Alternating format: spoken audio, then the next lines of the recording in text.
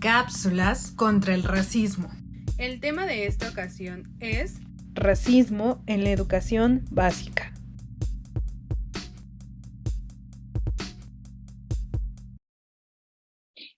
Sean bienvenidos a una nueva cápsula de nuestra serie Cápsulas contra el racismo. El día de hoy nos acompaña la doctora Cristina Masferrer, de la Dirección de Etnología y Antropología Social del Instituto Nacional de Antropología e Historia. Hola, Cris, ¿cómo estás?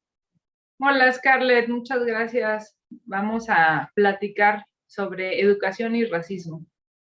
Sí, exactamente. Si quieres platicarnos un poco acerca de tu trayectoria antes de iniciar, estaría súper bien. Gracias, Scarlett. Pues bueno, en realidad, pues digamos que me he dedicado a varios aspectos de la afrodescendencia en México desde una perspectiva histórica y antropológica. Y pues poco a poco fui llegando, digamos, también al tema de racismo y educación, porque pues uno de los temas que me interesó, o de los sectores en particular, pues fue precisamente la infancia. Entonces, conociendo distintos aspectos y ámbitos sobre la infancia, pues me fui adentrando también en cuestiones educativas desde la antropología, la historia y la psicología.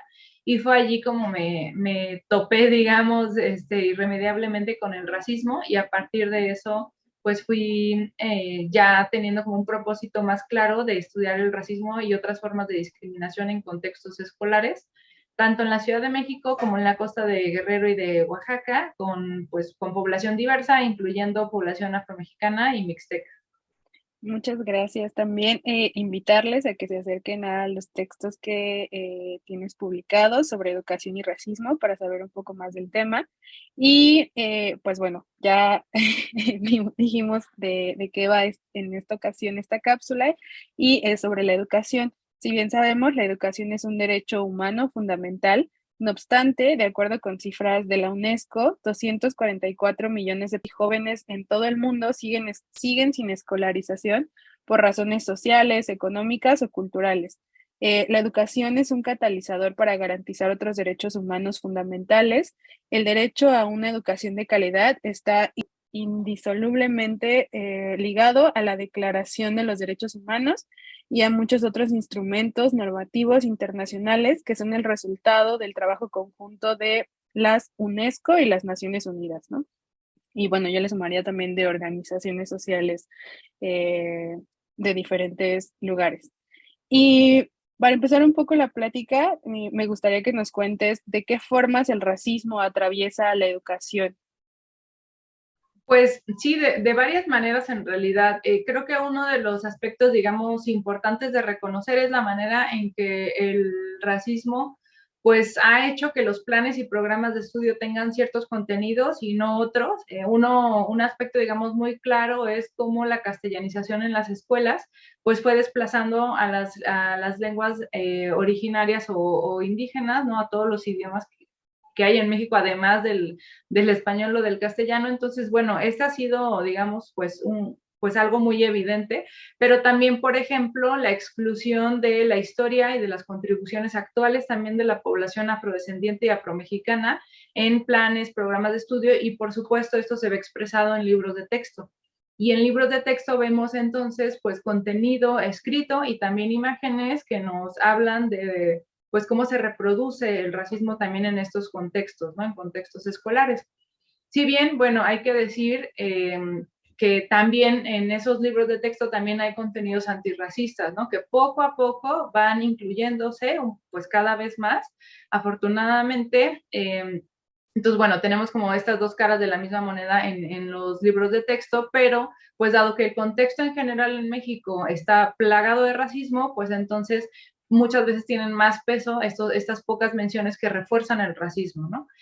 También, por supuesto, un aspecto importante tiene que ver con el analfabetismo, por ejemplo, y la falta de acceso a educación por parte de ciertas poblaciones. Entonces, bueno, ahí también tenemos como otra forma en la que se expresa el racismo.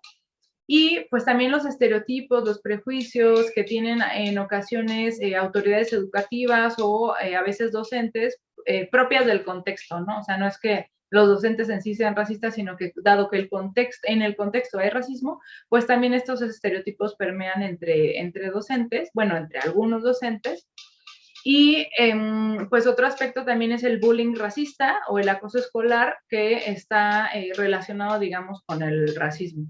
Entonces, estos tres aspectos son importantes porque finalmente primero es como la exclusión de estas poblaciones a la escuela y luego dentro de la escuela, pues tanto en materiales educativos como por parte de docentes como por parte de algunos compañeros, pues este racismo se reproduce y para niñas y niños es pues muy importante y muy vívido, ¿no? Es algo que realmente impacta mucho en su experiencia personal.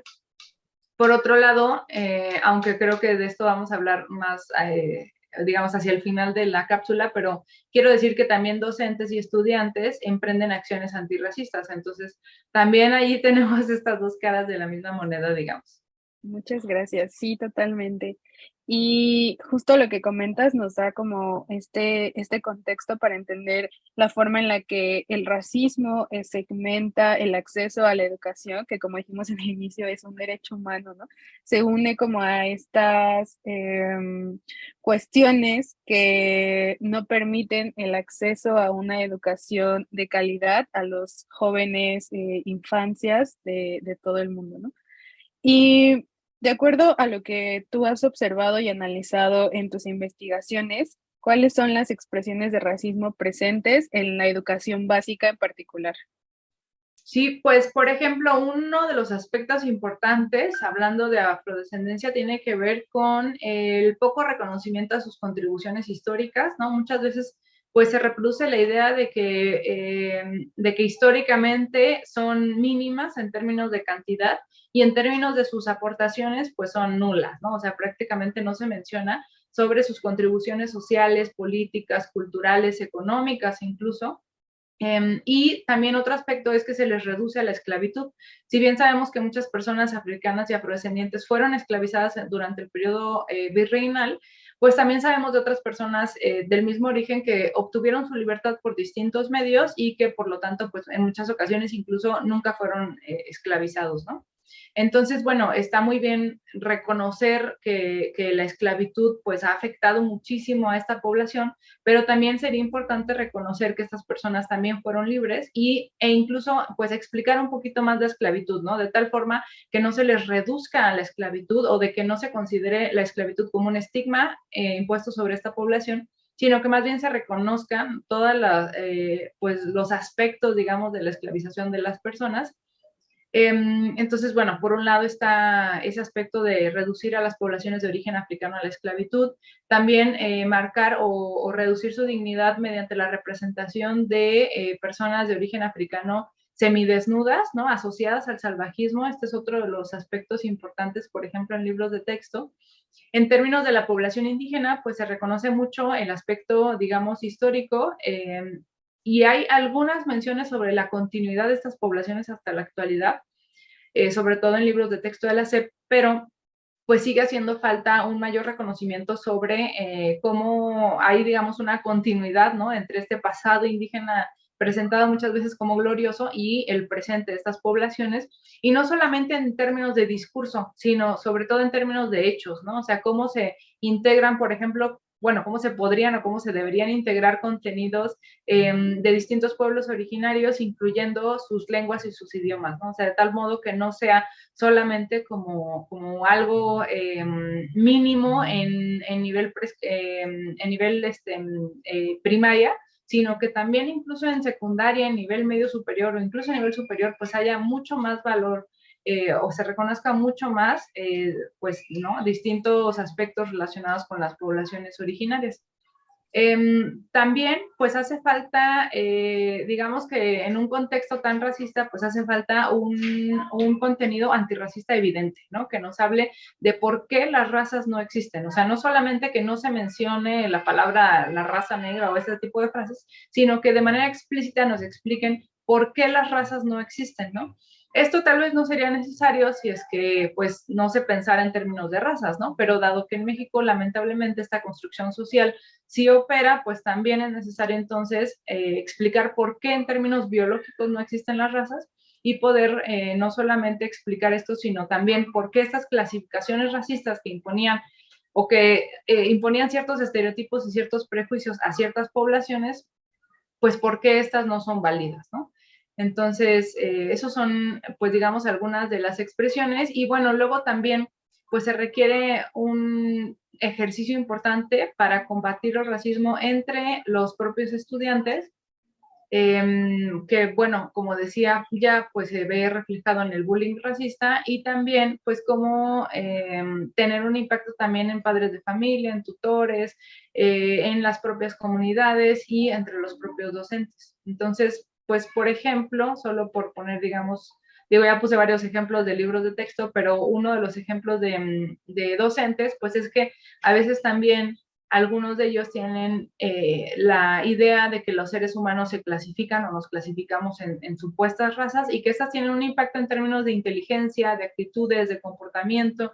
Entonces, cuando están trabajando con estudiantes de cierto origen, ¿no? Puede ser de origen indígena, de origen africano, de origen asiático también, o incluso con ciertos tonos de piel, pues entonces también se imponen este tipo de estereotipos sobre ellos, ¿no? De que algunos de ellos son menos inteligentes o son más inteligentes o son mejores para el deporte. O sea, todo este tipo de estereotipos pues también afectan en términos educativos.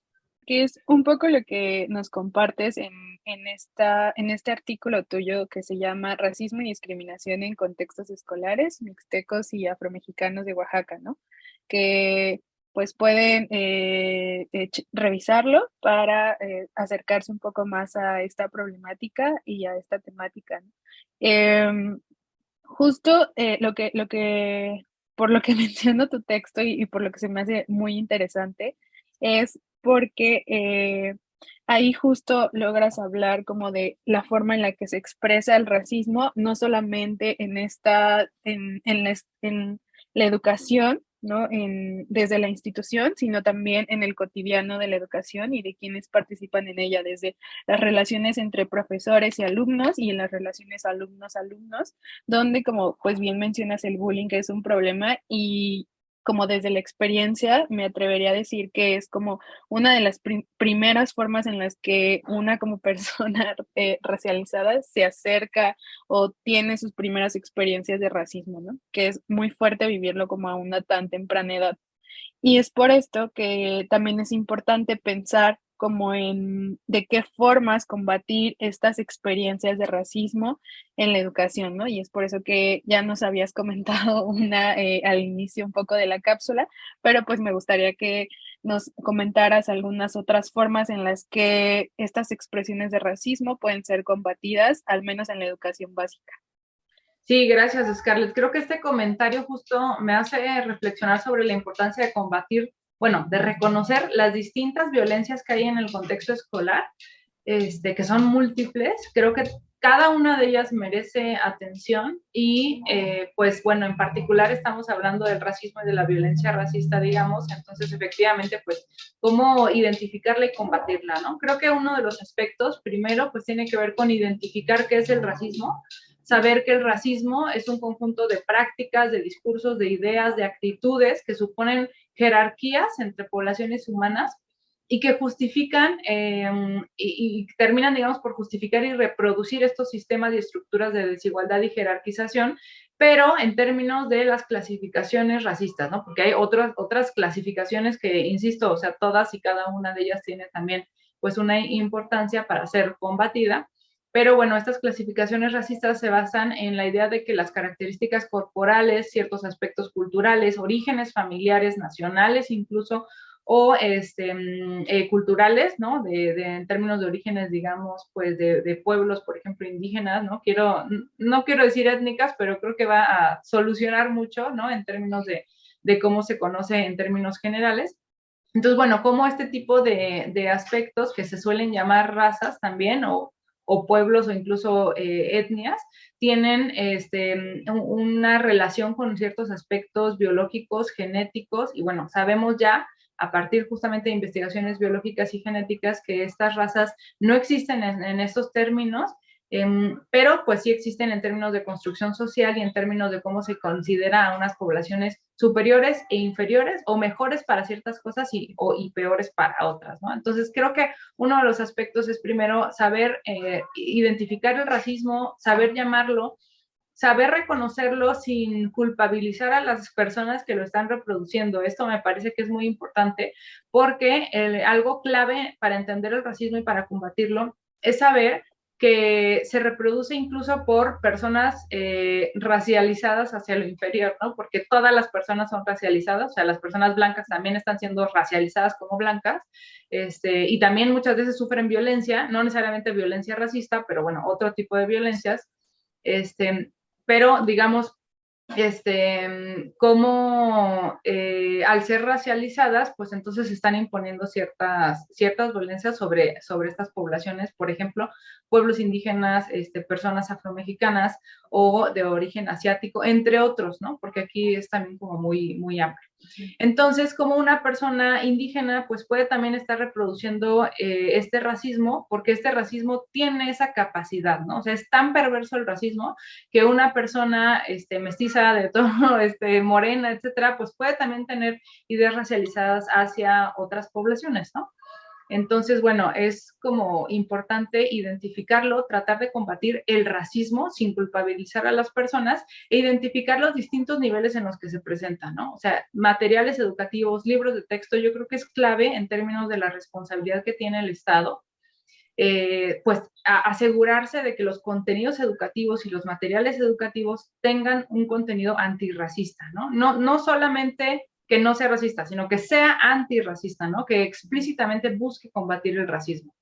Y otro de los aspectos es también reconocer los esfuerzos de las y los docentes que cotidianamente muchas y muchos de ellos se enfrentan a este racismo y tratan de combatirlo. Entonces es pues reconocer primero todo el trabajo que están haciendo como docentes, muchas veces también como integrantes de asociaciones civiles.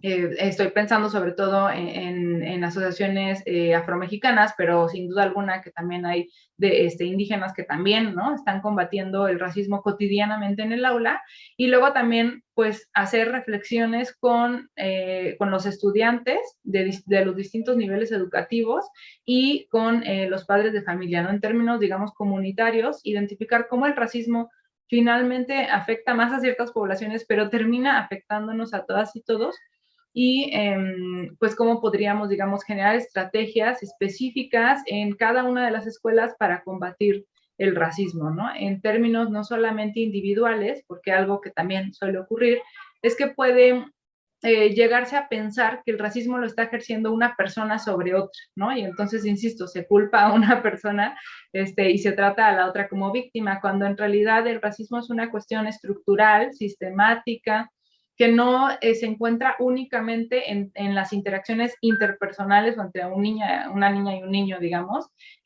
o los docentes y los niños, sino que realmente es una cuestión estructural, ¿no? Entonces, ¿cómo identificar también los distintos niveles de racismo, ¿no? En términos, insisto, pues estructurales, sistemáticos, entenderlo como un fenómeno y un proceso histórico, entender que esto significa que viene de muy larga data, pero también que se transforma, ¿no? Que tiene esta capacidad para transformarse y que por eso puede encontrarse en redes sociales digitales cuando antes no se encontraba, ¿no? Entonces, pues también, digamos, identificar y tener la capacidad de ver cómo el racismo puede irse transformando. Entonces, bueno, creo que esas serían algunas de las estrategias antirracistas en términos escolares, insisto, entendiendo también cómo se puede relacionar o vincular con otras violencias, porque esto también para no caer en la idea de que el racismo solamente afecta a las personas negras, por decirlo así, y entonces pues, ya las personas blancas son las grandes culpables. Pues no, realmente en la escuela, o sea, también hay niñas que son racializadas como blancas y que pueden estar viviendo otras violencias y que también es necesario combatir esas otras violencias que una niña blanca puede estar sufriendo, ¿no? Y darle el peso también y reconocer esas violencias, esas otras violencias que no son racismo, también son importantes para generar en el ámbito educativo, en el ambiente escolar del aula, pues un ambiente mucho más sano en términos del respeto hacia todas y cada una de las personas, ¿no? Entonces, igual un niño puede estar viviendo una violencia homofóbica, que no sea racismo y que también es necesario combatir para que también haya este ambiente pues distinto y saber entonces sí reconocer cuando se está afectando, por ejemplo, a un niño de origen asiático, a un niño de origen extranjero, el que sea, ¿no? Uso esta palabra a propósito, ¿no? Para hablar también de la xenofobia, o una niña, un niño afrodescendiente que está también viviendo ahí sí, racismo, ¿no? Entonces, creo que esas serían algunas de las ideas, Scarlett. Muchas gracias, en verdad es que es importante, como bien mencionas, identificar los diferentes niveles en los que se expresan estas violencias, ¿no? O sea, cómo se expresa a nivel estructural y cómo esa expresión también se ve reflejada como a nivel interpersonal y en otros niveles de la educación.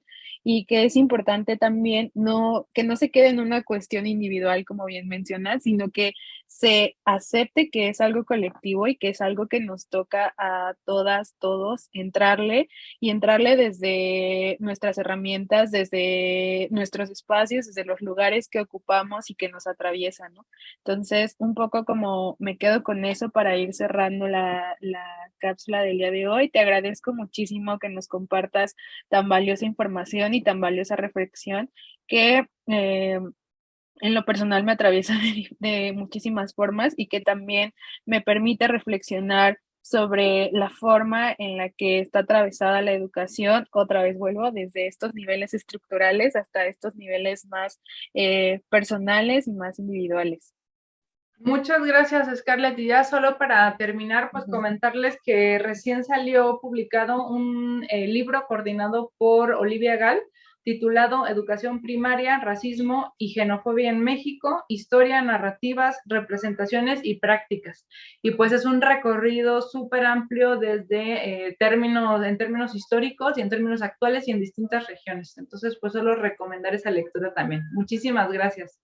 Muchísimas gracias a ti y gracias por acompañarnos en una cápsula más de Cápsulas contra el Racismo. Les invitamos a seguir las sesiones del seminario Antropología e Historia de los Racismos, las discriminaciones y las desigualdades y a acercarse a las demás cápsulas que pueden encontrar en la lista de reproducción. Hasta la próxima. Hasta luego. Esta es una cápsula del proyecto Antropología e Historia de los Racismos, las Discriminaciones y las Desigualdades, de la Dirección de Etnología y Antropología Social del Instituto Nacional de Antropología e Historia.